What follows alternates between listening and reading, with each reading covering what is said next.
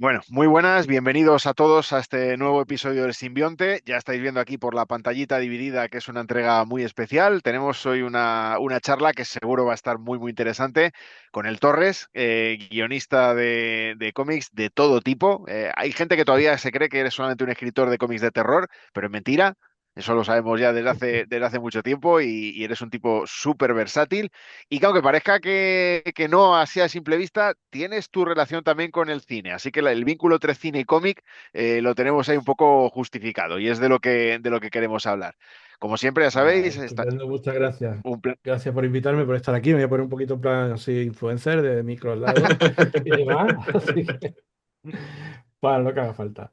Y sí, sí, Bueno, pues obviamente cine. Es que no se verá, por ahí tengo mi cartel de Tigra y mi cartel de Pesadilla Street, que son los originales viejunos del año Catapum.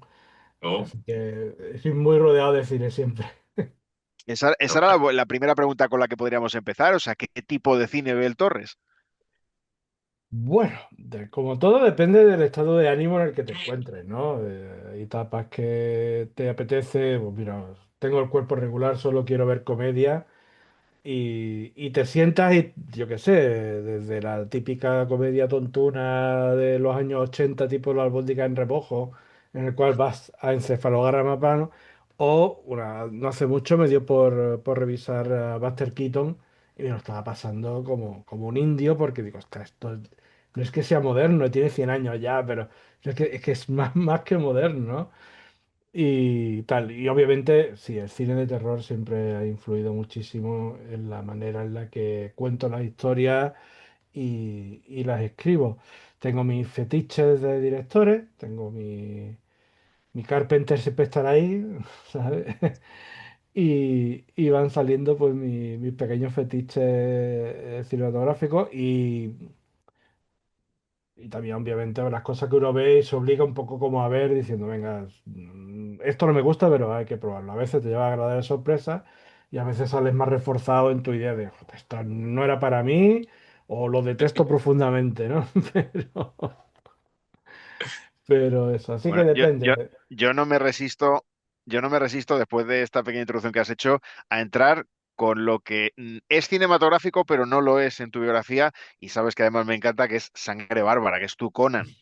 Yo no sé hasta qué Sí. punto, cuando tú te metiste de cabeza en el proyecto, tenías en mente a John Milius, a Oliver Stone, a Arnold Schwarzenegger, o es una cosa que te fuiste directamente a Robert Howard y prescindiste un poco del cine.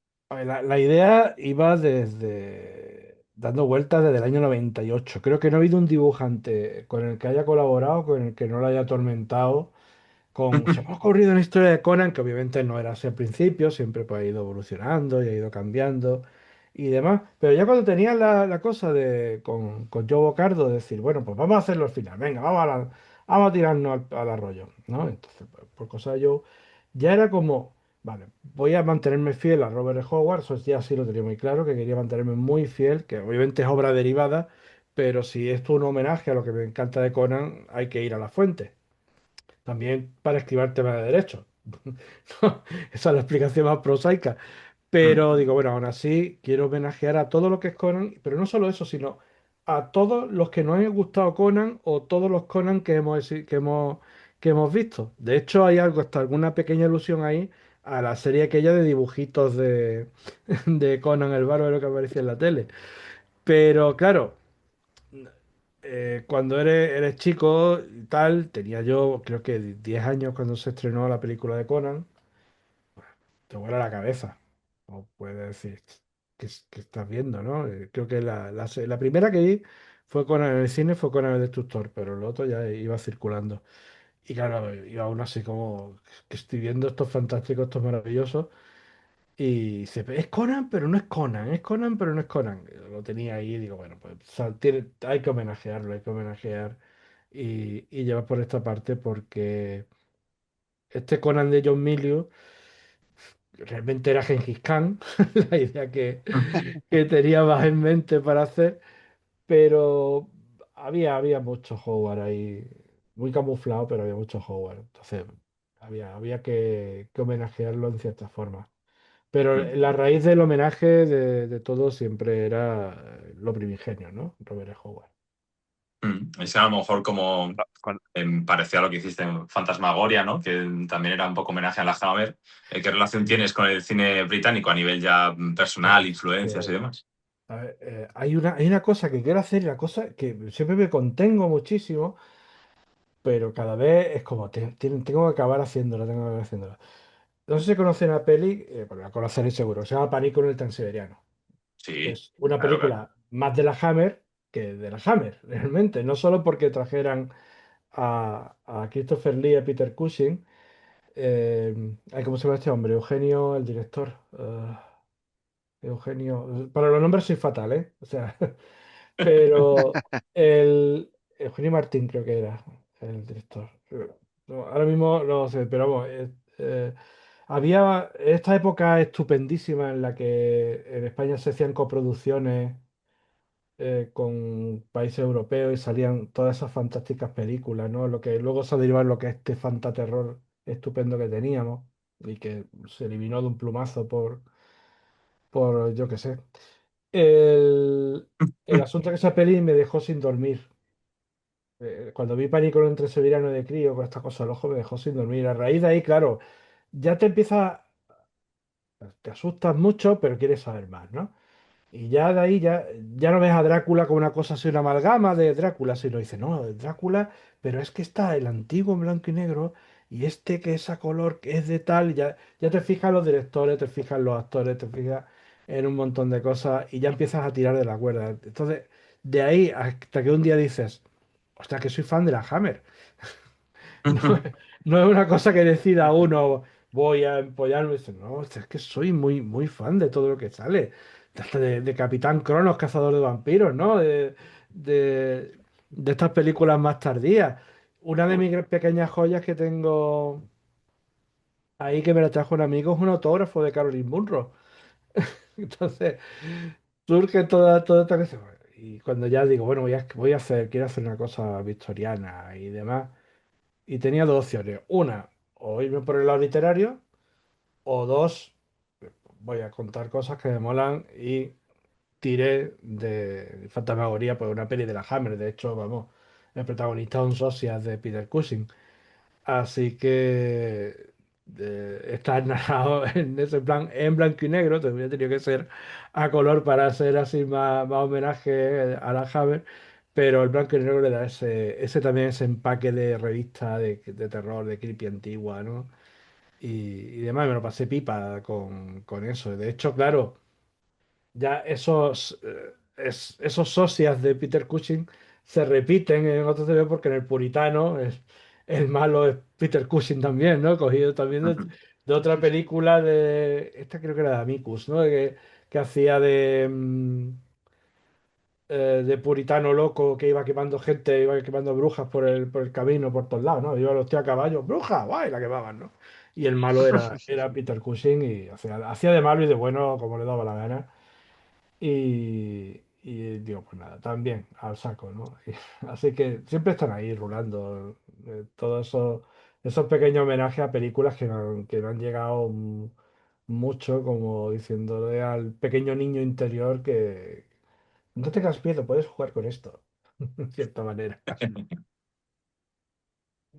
Bueno, si entramos, la base de datos por excelencia de cine, que es IMDb, el Torres está. Hay tres Vaya, menciones y no sé hasta qué punto, bueno o es malo que hablemos de ellas, pero yo quiero que hablemos de ellas bueno para que, siempre. porque estoy seguro que hay montones de historias detrás y además me parece que va a ser interesante. La primera es 2016, Nancy in Hell, un corto Ah, el de cinco corto. minutitos protagonizado por Bianca Bradley. Ujú. ¿Cómo nace esa historia? ¿Había intención realmente de hacer una Sí, película? sí. ¿Es algo A para ver, divertirse? ¿Qué fue aquello? no, esto fue una promo que prepararon, o sea, como una especie de declaración de intenciones con los actores que iban a ser, la verdad es que se curraron un bar estupendo, pero se curraron tanto el bar que luego no había tripas, que es lo que yo quería ver. Pero el asunto es que fue un corto que se preparó para estarlo en sitio, llevarlo a tal y pedir financiación con la actriz que digamos que no os daba el tipo que teníamos todo eso, pero la tía era una campeona, Bianca Bradley. Y de hecho la podéis ver en las pelis estas australianas de que yo en Mad Max de zombies, ¿no? Esta que es ay, ¿cómo se llaman? Las de que tienen que meter a los zombies enchufados en coches porque se acaba la gasolina y eso las vapor. Quiero ver eso. Es una cosa muy loca, pero está muy bien hecha, es muy divertida. Una peli de, digo, zombie y Mad Max, ¿no? Si buscas Bianca Bradley te aparece. De hecho, creo que las dos están en filming. Y lo hizo estupendamente y tal, pero se quedó un poco así. La verdad es que era un poco de locos porque se hizo un crowd para apoyar el tema este aquí en España. Se hizo todo en Australia. Se filmó todo en Australia, se quedó todo en Australia porque lo iban a mover por ahí por Australia. Que cuando piensa uno diciendo, ostras, es que es mejor sitio para rodar esto allí en mitad de Australia, ¿no? Con el Outback, que este lleno de polvo hubiera quedado estupendísimo. Pero no pudo ser, se quedó un poco así en el aire y no pudo ser. Ha habido más intentos de Nancy, de hecho hay un guión completo, hay dos guiones completos por ahí. Uno lo escribió Jennifer Van Essen, el otro lo escribí yo. Y están los dos guiones por ahí, pues acumulando polvo, para que no me vamos a engañar. Como están tantos guiones por ahí dando vueltas. Mm. Mira, fíjate, más que tirar de IMDb, que luego Juan seguro de retoma, yo sé que tú eres animal endémico de Sitges igual que yo, que también sueles ir y demás. En Sitges hubo un evento de presentación de una serie que tú también estuviste inmiscuido en el cómic del tema del Rubius. Ujú. Entonces, ¿cómo fue meterte en esa aventura, en esa experiencia en la que el youtuber más famoso del mundo estaba inmiscuido ahí? No sé si hasta algún punto tuviste que interactuar con él, buscar ideas, no sé, Sí, ¿cómo fue sí, no, aquella trabajamos historia? muy codo con codo. De hecho, yo era el guionista de la serie, también de Mm. la serie de animación, y a pesar que estábamos muy constreñidos. Primero, en el cómic teníamos de editoras personas que no leían cómic, ¿no? Entonces no sabían cómo moverlo. Entonces, todas las ideas que incluso el Rubio soltaba les parecían como, ¿cómo va a ser esto, no? ¿Cómo es que no aparece sonriendo en la portada? Yo, no tiene por qué sonreír. Tenían otra idea pensaban más en producto que en TVO. Entonces, los cómics se movían un poco así entre dos aguas. La cosa es que fueron bombazos, vendieron no sé en cuánto y tal. Y hay una cosa, a pesar de que uno piensa esto forma parte de las obras menores, cosas de encargo y tal, le tengo un gran cariño, primero porque me salvó de la ruina durante 3 años, todo lo que fue todo este proyecto, pero le abrió las puertas a un montón de lectores que luego han seguido con los tebeos, y lo sé porque viene, ¿no? Yo te conocí hace ya 10 años, yo antes era niño de 13, ahora pues son personas de 23 años. Yo te conocí con lo del Rubio y te pedí que me lo firmara y me regalaste una chica, creo que fue una Apocalipsis Girl, o hablaba y tal, tal, tal, tal, y ahora leen tebeos, ¿no? Dice, bueno, pues si de toda aquella avalancha hay 100 personas más que leen tebeos, champán Éxito, para todos, ¿no? claro, éxito, claro. Y dale. Luego surgió el tema de la serie, yo no me lo creía, decía, cómo hacer una serie y tal. Y era una serie muy ambiciosa, tenía mucho presupuesto, menos para los creativos, pero tenía presupuesto. Lo que pasa es que quizás el planteamiento, primero querían seguir a rajatabla los libros, que no podía ser. De hecho, todos en la serie teníamos muy claro que no podían seguir los cómics, menos las personas que querían que lo dominaban todo, que teníamos bueno, que seguirlo. Y el tema fue, que empezamos a producirlo, claro, de la gente lo veía raro porque diciendo, es un manga, pero, o sea, un anime, pero no es un anime, porque está hecho tal. Luego, había gente más abierta, había gente menos abierta, ¿no? De hecho, las críticas pues venían por gente muy fanboy que ni siquiera sabía articular bien qué es lo que no les gustaba. Obviamente tienen mucho derecho a que no te guste una cosa, pero cuando decían, es que el renderizado de la... Renderizado, pues esto es 2D de toda la vida de Dios, aquí no hay nada renderizado. El, o se nota que la típica, el típico cosa de ver crítico, ¿no? Los personajes son planos y los argumentos no están bien elaborados. Digo, pues vale. campeón. Agujeros de guión. Agujeros de guión. Uy, yo sí, por eso tengo un pánico porque cada vez que lo escucho. Pero total, que bueno, la cosa es que era una serie con una persona que en el ámbito generalista funcionaba de escándalo, en aquel entonces funcionaba de escándalo, pero estaba en un canal cerrado, estaba en Movistar, había que pagar para eso. Entonces ya te cerrado las puertas a toda la explosión que podía venir de mal atrás. Nos lo pasamos muy bien, fue una experiencia muy bonita, aprendí muchísimo porque yo iba súper cegado de cómo escribir un guión para... Yo creí que era como un guión de cómic, entonces claro, eh, aquello estaba lleno de detalles y de historias que decía, pero esto no lo podemos hacer, pero esto es cosa del director, esto es cosa del tío de tal, digo yo, pero lo tengo yo que dirigir. No, no, no, tú cuenta la historia y tal, digo, bueno, vale, vale, eché el freno, me leí un par de libros de cómo escribir guiones, tuve un asesoramiento muy bueno por parte de Alexis, el director, por la gente del estudio y tal. Pasa que estábamos muy limitados en lo que podíamos contar. Mm, Y luego también no es que hubiera, no recuerdo un momento que hubiera fricciones, pero digamos que nuestro modo de pensamiento era muy distinto. Porque hay una subtrama súper genial donde había un personaje que parecía la mala, pero era la hermana de una íbamos dejando pistas y al final se encontraban y todo el mundo, ah, es que es la hermana, ¿no? Era una subtrama que estaba repartida, otra subtrama que no sé en cuánto. Había que soltarlo por ahí. Y los diseños de los personajes, porque era un tío muy musculoso, que era el perro de la hermana y la hermana. Todo eso se fue al traste porque había que meter una escena que se le había ocurrido al rubio que tenía que aparecer un chino vendiendo cerveza. Y, y punto. no, no, no, no, no. Oye, pues para que tú veas, el que sabe, sabe, ¿no? Pues eso funcionó de escándalo, lo del chino vendiendo cerveza. Mm, Luego que disimular, digo, tío, no vamos a ser muy racista y era un espía que se camuflaba y toda pesca. Pero, claro, yo preocupado por el que la historia funcionara y otros eran golpes de efecto que funcionaban, te voy a decir, mucho mejor. Pero que al final la gente echaba de menos el que hubiera una historia de fondo. De hecho, nos cortaron porque Ruiz se aburrió del tema de serie, de promoción y demás, se aburrió en los principios de la segunda temporada, que tuvieron un par de episodios que eran muy buenos. Se aburrió del plan de, "Ah, sí, ya he llamado para otras cosas". Y a la gente le empezó a gustar justo cuando, de hecho, hasta en la cadena ya habían dicho vamos a cancelar esto, no nos dijeron nada, porque yo tenía planteado como 12 episodios que se quedaron en 6. Pues esos 6 episodios la gente decía, ahora está cogiendo gustillo, ahora, ahora, ahora. Pues no. Entonces, vino la guillotina y se fue todo al traste. Pero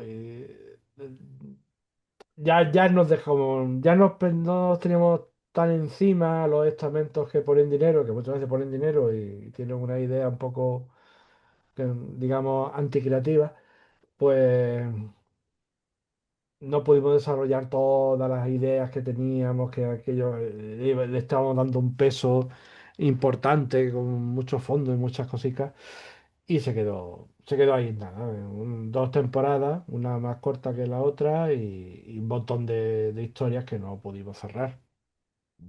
Se quedaron ahí en el aire con tantas y tantas cosas. De hecho, ves la serie y parece que termina, pero te das cuenta que diciendo, bueno, ostras, aquí se podía tirar más del hilo, ¿no? Se podía, porque hubo un episodio que era corto aquí, corto aquí, corto aquí, corto aquí, corto aquí. De hecho, me hace mucha gracia porque conseguí colar las cosas que me gustan. Casi todos los secundarios son personas de terror. La famosa zombirela, sabes de cómic, ya sabes que es vampirella, pero pasada a zombie, ¿no? Con un diseño que hizo genial Lolita Aldea. Sale el Lenderman. Los malos de la segunda temporada son eh, bichos terroríficos sin cara y tal, y disolvemos gente. O sea que el terror acabó saliendo por ahí como, venga, tirando millas. Pero bueno, ya está, una cosa que se hizo, tiene sus fans, tiene sus detractores, tiene sus odiadores profundos, pero yo me lo paso muy bien, aprendí un montón y le estoy muy agradecido a todo el mundo y me permitió también acercarme a un público juvenil que lo tenía yo todo como, yo no, tal, y he intentado acercarme a ellos en varias obras, pero bueno, poco a poco. Todo esto del rubio. Y la verdad que es la primera Miguel, vez que me dejan hablar del tema de No, aquí Virtual puedes decir lo Tira que tanto quieras, no te tiempo. preocupes. Puedes hablar lo que libertad quieras, eso absoluta por siempre. supuesto. No, y bien, también queríamos hablar, porque claro, la última referencia que hay en IMDb es ya como guionista de pleno derecho, que es Vampiras de Brides. Entonces, no sé hasta qué punto esa película, lo que hemos visto de esa película, si es lo que tú buscabas, es plenamente terror, eso sí es tu terreno, Pues pero cuéntame un poco qué diferencia entre lo que tú planteabas y lo que al final se ve en la pantalla. pues, en tu mente todo mola mucho más siempre, pero es que luego llega la cruda realidad y dices, mira, no, esto no se puede hacer o no se puede tal. La verdad es que surge de una manera muy divertida, ¿no? Porque me llama Iván, que hay un corto que se puede ver en YouTube de Camisa de Fuerza, que eso no estará en el IMDb, pero hay un ¿No? corto de Camisa de Fuerza que está bastante chulo, ese sí está muy chulo, y, y se puede ver gratuitamente, está en YouTube. El, el asunto es que me llama Iván y me dice, mira, tengo una cosa aquí, a ver si me puedes echar una mano. Resulta que tengo que rodar, es que me recordaba estos tiempos locos de los años 50 de tengo una cámara y cuatro amigos, tenemos que rodar una película en 24 horas. A Pues lo James Franco ahí, ¿no? sí, sí, era pues en este plan Greenhouse acelerado, ¿no? La película tiene que ser sobre vampiras. Y yo tengo un guión que es incompleto. Y yo miré el guión original y aunque suene muy crudo, pero del trabajo así de otra persona, pero me llama Iván y me dice, ¿qué puedes hacer con esto? Digo, hombre, yo te lo puedo tirar a la papelera y te puedo escribir otro. Es que tengo 3 días. Pero te lo escribo en 3 días. Ni tal. Lo único que tenía que hacer que eran vampiras y tenían que ser tres. Esa era la única, porque lo habían registrado así. Y yo, bueno, pues, ¿cómo se llama la película? Vampiras, digo, bien, vale. Y, y digo, bueno, pues venga, vamos a intentar hacer algo divertido, algo así como muy Greenhouse, muy envenenado y tal. Y se hizo la peli. La escribí aceleradísimo, pero a medida que, al principio cuando empiezas a escribir vas como diciendo, ostras puta, otra vez estás metido en otro follón, Juan. Y, y luego pues a medida que va, pues le vas cogiendo cariño a los personajes, vas escribiendo. Lo que pasa que mi inexperiencia se nota ahí, ¿no? Y se nota porque los personajes tenían unas parrafadas de cómic. De hecho, creo que hay una crítica por ahí que dice, esto hubiera sido un cómic estupendo, pero como película no. Y claro, y le daba vuelta y lo analizaba y decía, claro, lo que falla aquí es que los personajes hablan como en el cómic. De hecho, se interpelen como en el cómic, ¿no? Cuando se dialogas un tebeo, los personajes se tienen que llamar por el nombre cada X tiempo, para recordarle al lector que esa imagen corresponde a ese personaje, o puede ser que esté fuera de plano y tal. Cuando yo estaba diálogo, cuando ya revisas el guión al tiempo, dices, madre mía, lo que he hecho aquí, lo tengo tan automatizado que cada X tiempo tiene que venir el nombre, que estaba también ahí. Y eso en el cine no funciona. El cine tú ya tienes, el referente visual es el real. Aprendí mucho con ese guión también, ¿no? No ha sido el último, hay como 4 o 5 guiones de cine por ahí dando vueltas, pero ese fue, digamos, mi mínima serie en cuanto a guión de peli, sobre todo corta diálogos, corta tal. Lo que pasa es que Iván dijo, yo no te voy a cortar una sola línea, porque está muy bien escrita. Digo, pero vamos, los actores no van a soltar esta, lo sueltan. Bueno, había actorazos ahí, estaba el Octavio Puyades, había gente muy buena, luego había gente muy divertida también por ahí, estaba por colección de frikis por otro lado, y, y bueno, pues salió la peli, se estrenó en la sección esta de cine chusco ahí en Sitges. En Brigadón estuvo. El Brigador estuvo. Y Ostras. la gente decía, ostras, no sabemos si es mala o es buena, no lo sabemos. Y bueno, al menos hemos sembrado la duda, estamos al nivel del terror elevado. Pero vamos, hay mucha gente que la encuentra muy divertida, la encuentra muy bien. Hay gente que dice, oye, pues una peli que apenas tenía presupuesto y sin tener presupuesto se metía en fregados bastante seriotes. Se metía en fregados de aquí van a salir, porque al final, Juan, esto tiene que ser todo muy loco de Greenhouse y meter cosas así y tal. Y al final, pues era las novias de Drácula contra narcos. Porque había. Sí, sí, pero narcos. Y era, pues, ¿podrá funcionar esto? Digo, ¿por qué no? ¿Qué diablos, no? Y claro, aparecían tiroteos, aparecían cosas, aparecían un montón de esto y la peli no tenía presupuesto. Y en esas cosas sale muy solvente, la verdad. Ahí ya entra la maestría del equipo que está detrás. Pero cuando fui allí, digo, una peli de poco presupuesto, todo lo que tú quieras, pero yo allí había 100 personas trabajando en total.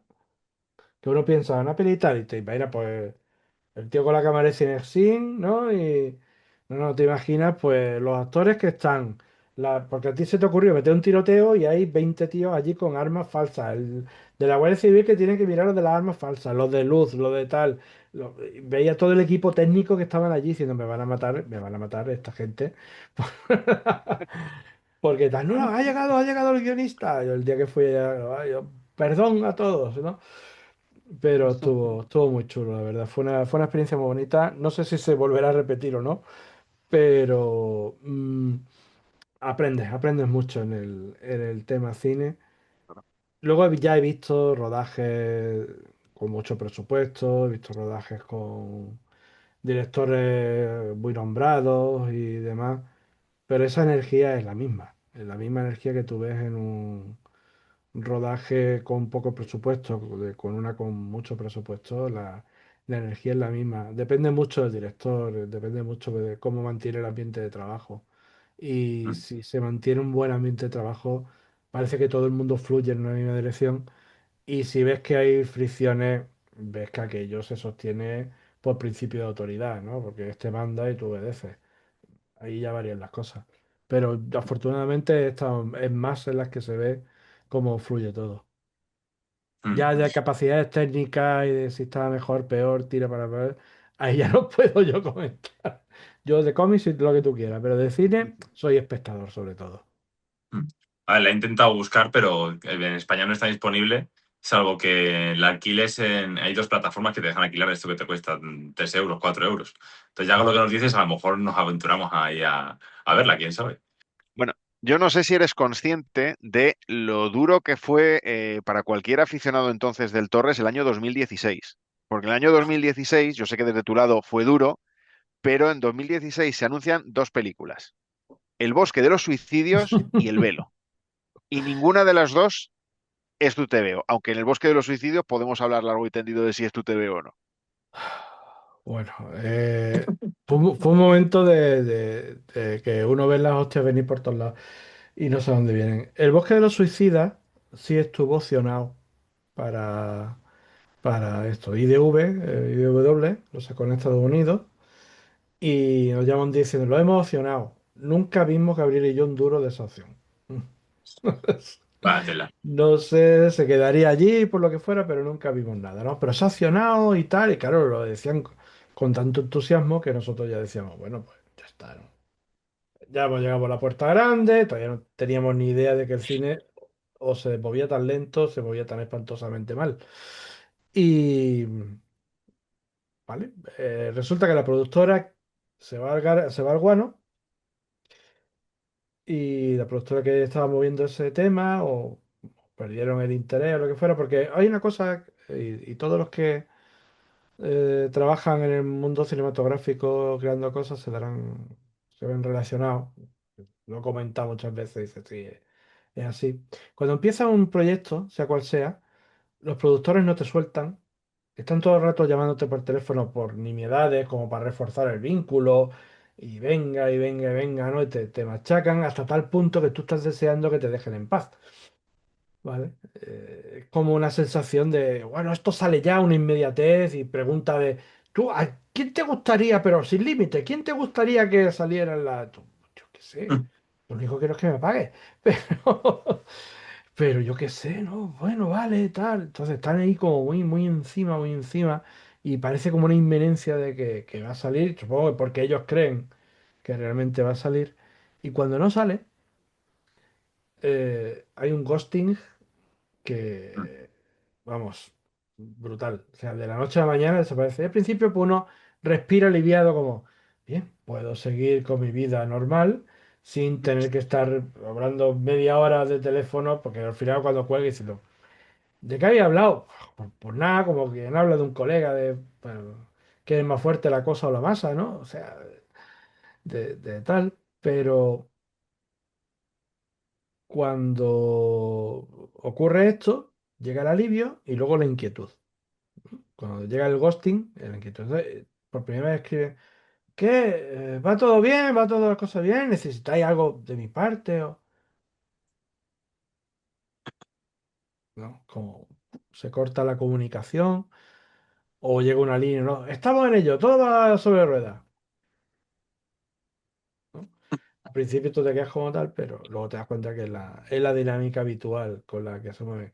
Que luego se repesca el proyecto, vuelve otra vez el ciclo, ¿no? De boom, boom, boom, boom, pero el ciclo es eso, de concentración exhaustiva y luego ghosting, ¿no? Porque obviamente supongo que tendrán que repartirse entre 30 proyectos y no le da tiempo a repartirse entre todos, pero eh, digamos que no es la industria más amistosa que me he tropezado, la del cine. El asunto es que sucedió eso con el Bosque de los Suicidas, entró en el ghosting y luego ves que hay gente involucrada en aquel primer proyecto que tuvo y tal, en la que sale esta peli que es de Forest en inglés, ¿no? En España fue mucho más hiriente porque lo llamaron casi igual que el cómic, ¿no? Y en este caso, ¿puedes hablar de plagio de tratamiento? A ver, el bosque de los suicidas no me pertenece a mí ni pertenece a nadie. Y escribir una historia, tú puedes decir ahí, pues, oye, me ha inspirado muchísimo esto de aquí. Y puedes llegar al mismo sitio por sitios distintos. Yo puedo haber escrito un TVO que alguien haya tenido una idea antes, yo creí, no, pues esto es súper original mío, y ha llegado ahí. O sea, es normal que existan esas cosas porque todos tenemos el mismo background, el mismo bagaje cultural, lo tenemos todos. O sea que puedes escribir una cosa realmente parecida a la otra persona y no saberlo. Y es entendible. Ya cuando hay gente ya que está relacionada, dices tú, bueno, ya vuelve un poco. Pero claro, dice, bueno, en la película son dos hermanas, en el nuestro es una pareja que se separa. En, en nuestra película hay un guardabosque, una guardabosque, en la peli hay un guardabosque. En nuestra película hay un grupo de paseantes nipones, en esto paseantes norteamericanos. Y dices tú, bueno, ¿cómo mastico esto yo? ¿Vale? ¿Cómo mastico esto? ¿Cómo me lo trago yo? ¿Cómo lo hacemos? Hablando con Gabriel, ¿qué hacemos? Gabriel tampoco lo sabía, yo no sé qué hacer. Bueno, vamos a preguntar, a ver qué hacemos con esto, ¿no? Entonces, pues preguntamos por ahí. Eh, obviamente desde España no podíamos comer un tal porque el esfuerzo judicial iba a ser brutal. Y bueno, esto ya lo miráis en Estados Unidos y tal. En Estados Unidos el presupuesto que nos dieron unos $5.000 por hora o una cosa así, una brutalidad insana. Y obviamente nadie te dice esto lo vas a tirar. Y de hecho lo podías hacer desde España y iba a costar casi lo mismo, ¿no? Una brutalidad enorme. Y ya pensé, dice, tenemos todas las de ganar.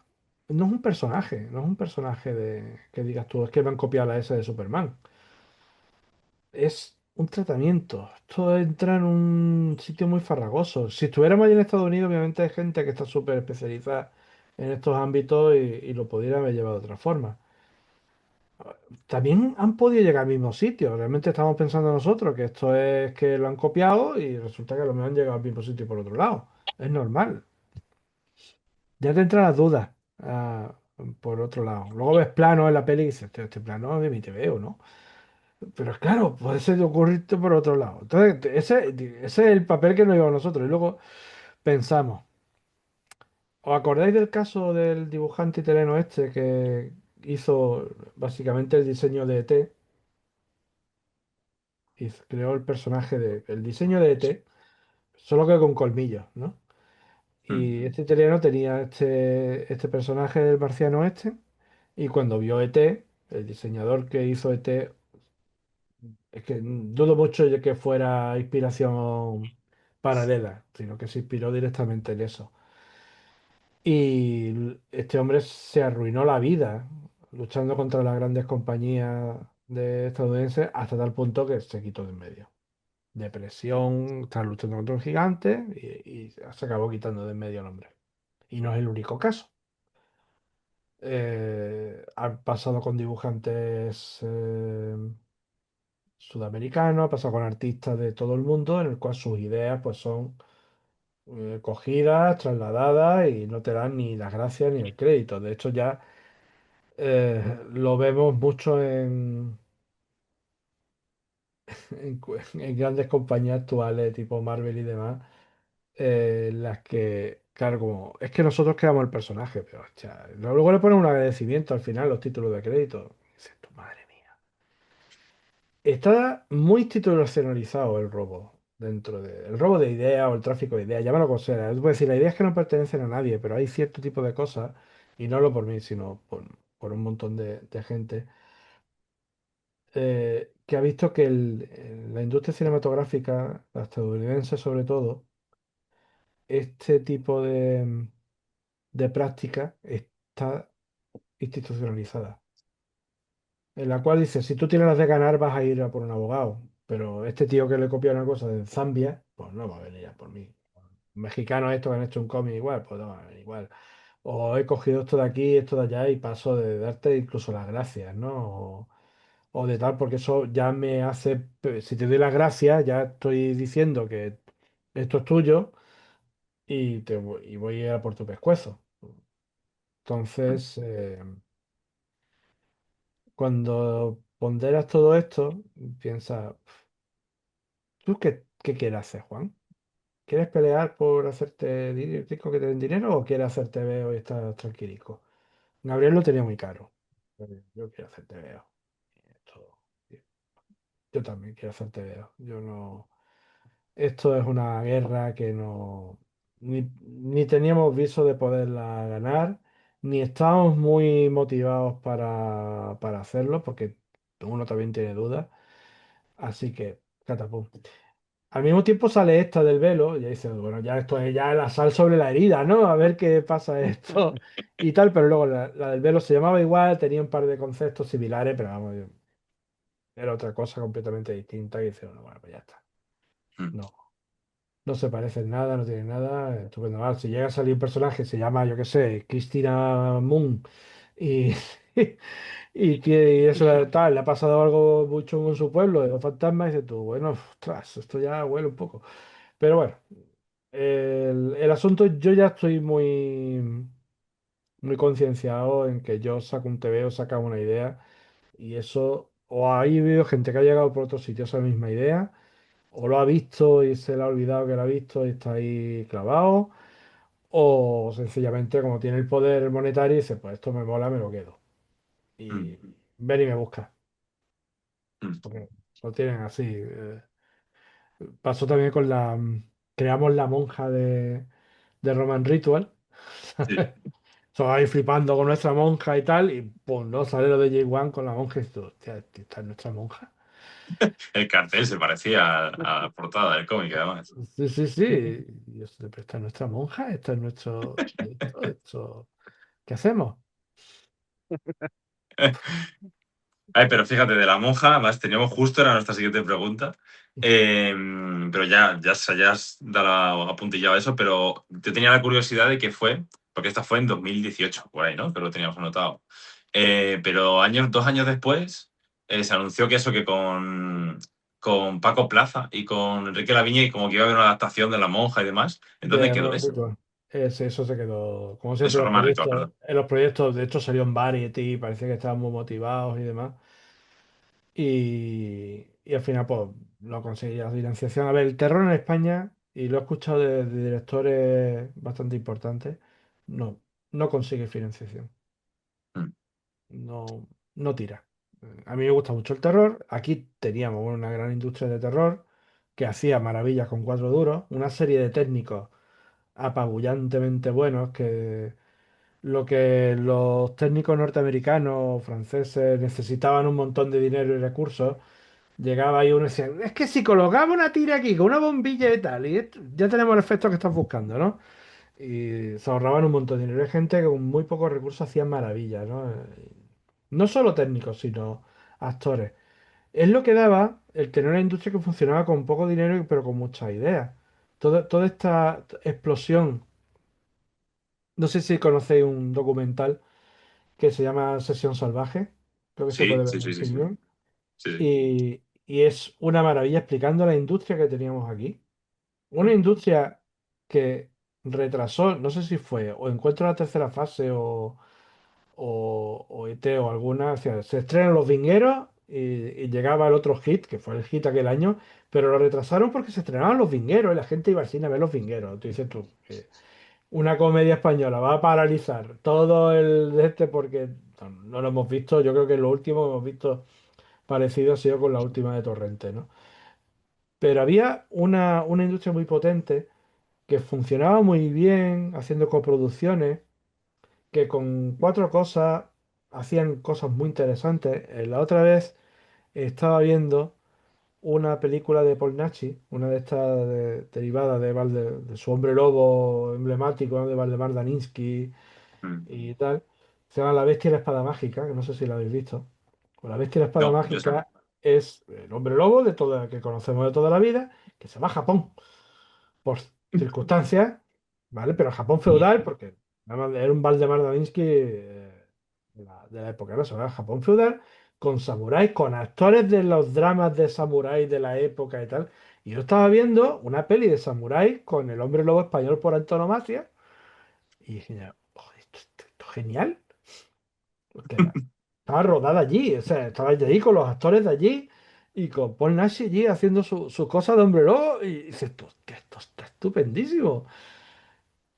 A ese nivel llegaban las producciones. O cosas que hoy día nos suenan imposibles y es porque había no solo habilidades técnicas, sino también había mucha habilidad para hacer las cosas. Y había una industria que quizás no regida por los cánones habituales o de grandes aplausos y premios y demás, pero que le dabas de comer a un montón de gente, que había gente que había trabajado mucho y cuando trabajas mucho te acabas volviendo bueno. Quizás no sea un genio del principio, pero si empieza, hasta mi primer película es un chusco, pero luego llevo 35 películas. Tu película número 36 es buena. O sea, el tipo de la luz, el de sonido o el que te pones delante de la cámara. Por toda la experiencia. Y había gente muy experimentada y una industria muy potente. Y eso se perdió.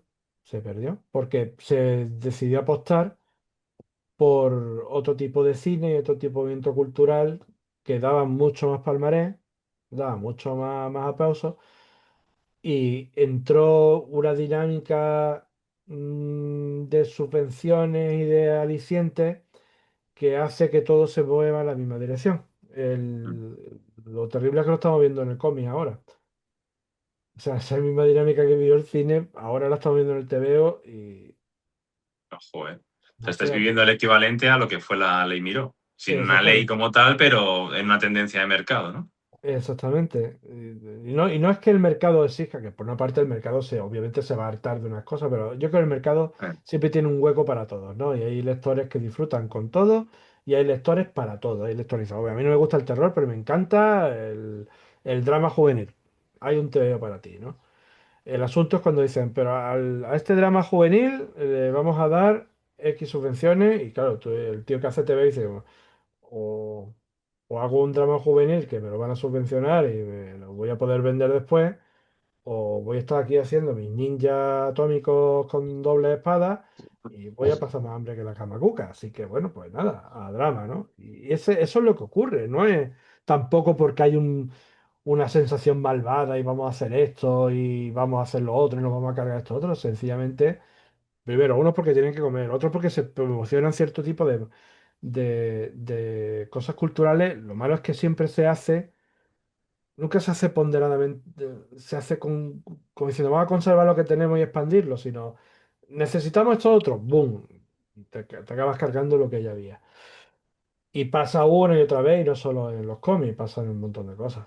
Pasa en un Mm, montón, en todos los medios que los cuales entre esa dinámica, acaba pasando eso. Y luego, a los 20 años, la gente lo descubre, ¡ay, qué bien estaba el fantaterror de los 70! Entonces, pues, ¡pum! Aparece Jaume Balagueró, aparece Paco Plaza, diciendo, vaya, a ver, que a nosotros lo que nos molaba es lo que se hacía en los 70. Vale, ajá, pues ya sacan nuevas cosas, pero ya no es el mismo camino, no es el mismo caso, no es la misma industria. Luego, pues dentro de, yo qué sé, a lo mejor dentro de 20 años la gente coge y dice, hostia, me encantaban los teos de terror del Torre. Vamos a recuperarlo ahora que está este hombre mayor. Cualquiera sabe. mm. A ver, Lo que pasa es- no fue igual. Me imagino no saldrá igual, pero el tema del Ministerio del Tiempo a lo mejor respondía también a una inquietud, sobre todo porque sí que es verdad que los Olivares, bueno, Javier Olivares, Mm. se movió muy ágil en el tema de hacerlo transmedia, ¿no? Sí, a ver, tenía, quizás no fuera la casa más adecuada para hacerlo, o quizás sí, no lo sé. Pero hay dos maneras de hacer un producto transmedia. Y lamentablemente el TVO siempre ha sido la hermana tonta en todos estos procesos. Tú puedes hacer un TVO y el TVO integrarlo dentro de lo que es la, digamos, la corriente principal. Mm, Lo que sucede en el TVO, bueno, la palabra mágica, canon. Esto es canon, ¿vale? Y entonces no es que obligue a la gente a leerlo, pero al menos tiene importancia lo que están haciendo. Yo o en pocas o en ninguna ocasión he visto a alguien que trate los tebeos, sobre todo, no es que digamos lo hagan a posta, pero sí hay un desprecio inconsciente por parte del medio audiovisual hacia el cómic. mm, Es inconsciente. Aunque venga por parte de aficionados y le encante y el director se compre todos los tebeos todos los meses, hay una sensación de "Mm, es algo secundario". Entonces, muy pocos van a decir, lo que este tío cuenta en el tebeo sirve después. Nosotros creíamos en el Ministerio del Tiempo que iba a ser así. Entonces íbamos súper emocionados. Y nosotros, no, crear cosas nuevas, crear tal. Entonces teníamos toda la presión que tenían venía de Radio y Televisión Española para hacerlo conforme a unos cánones que ellos tenían marcados. Entonces, claro, yo mi primera idea, pues yo que había un cura malvado, era todo mucho más tal, había una patrulla alternativa que sale de refilón en el TVO, pero que iba a tener mucha más importancia. Estaba súper emocionado con el tema. Entonces llegó la gran tijera, chac, chac, chac, chac, y yo, bueno, vale. Y luego mm, yo me desanimé muchísimo en ese TVO porque cuando te encuentras con dices, "Bueno, es que no puedo llegar de A a C si me estás cortando B". Lo de C va a parecer que está ahí como surge y pasa y ya está.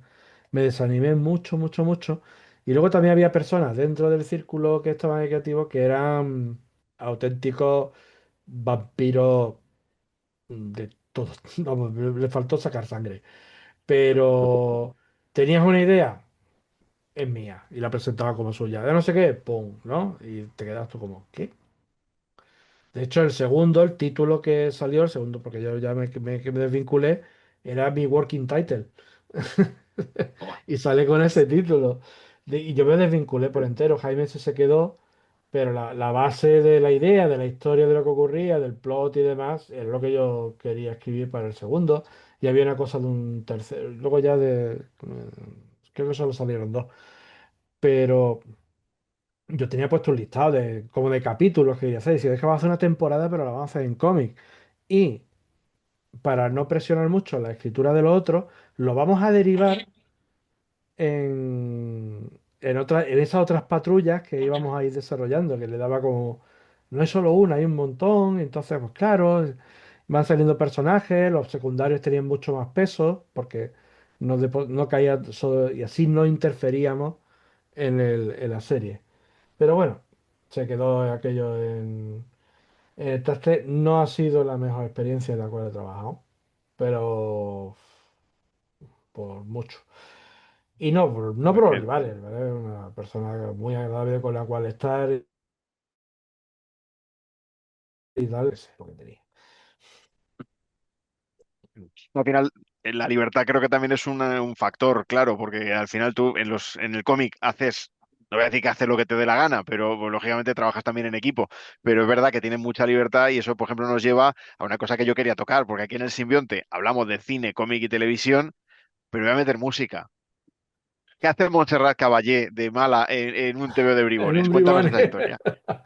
Bueno, es que siempre, yo qué sé, surgen cosas, surgen ideas chorras y te ríes mucho y dices, pues vamos a sacar. Venga, ¿por qué no? Jaja, divirtámonos.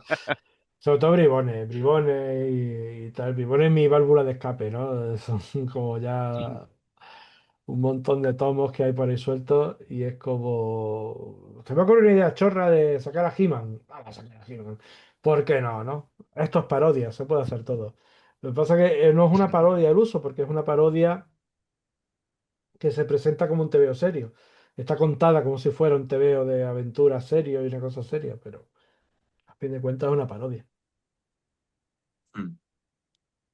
Qué grande. Le hacíamos hace poquitillo, le hacíamos esta pregunta a Víctor Santos, que también está bastante acostumbrado a adaptar y a que tenga Ah, proyectos. Ahora tiene un mogollón de Vi- speech y todo esto. Eh, Víctor se mueve mucho mejor, ¿eh? Víctor es una persona mucho más, con la mente más fría y más empresarial. Yo soy más visceral que él. Pero pues Víctor, yo lo envidio mucho porque es un coco el tío, y además un gran autor de TVO de los que me gusta lo que hace. es un fiera. Pero la pregunta que le hacíamos era súper sencilla, pero no le fue tan fácil responderla, que era básicamente cuál de todos sus cómics, que igual que tú tenéis mogollón, cuál sería más adaptable a una peli, a una serie. De todos mis TVO, Sí. ¿cuál sería más adaptable? Yo es que al final he acabado pidiendo que no me manden más optioning de estos de nos da los derechos, pero no te damos un duro, pero cuando lo vengamos te vamos a forrar. De hecho, lo hice público. No me vengáis más, no quiero más. Porque es sacar un TVO e inmediatamente te llaman tres o cuatro como te lo vamos a adaptar. Y yo, vale, no, no, no, ya no cojo ni los ni tal, ¿no? Fue, yo qué sé, sacar el GAL 2, ¿no? Esto se puede adaptar, pues te lo adaptas. A mí me deja en paz. No, no quiero ese ciclo otra vez. A ver, ¿qué me gustaría ver adaptado? Realmente el TVO que es de todo está tratando de homenaje, de historia y demás, el que sale más de homenaje al cine chusco que es Nancy Hell. Ese sí me haría mucha ilusión verlo. Pero ya te digo, hasta como espectador, ¿no? Sí, sí está el guión por escrito y demás, pero mm, me gustaría verlo, ese. No es el más fácilmente adaptable, no, ni mucho menos. De hecho, la adaptación que está en el guión está como cambiando un montón de cosas para que sí fueran más posiblemente adaptables. Como ilusión María Nancy, como más fácilmente adaptable.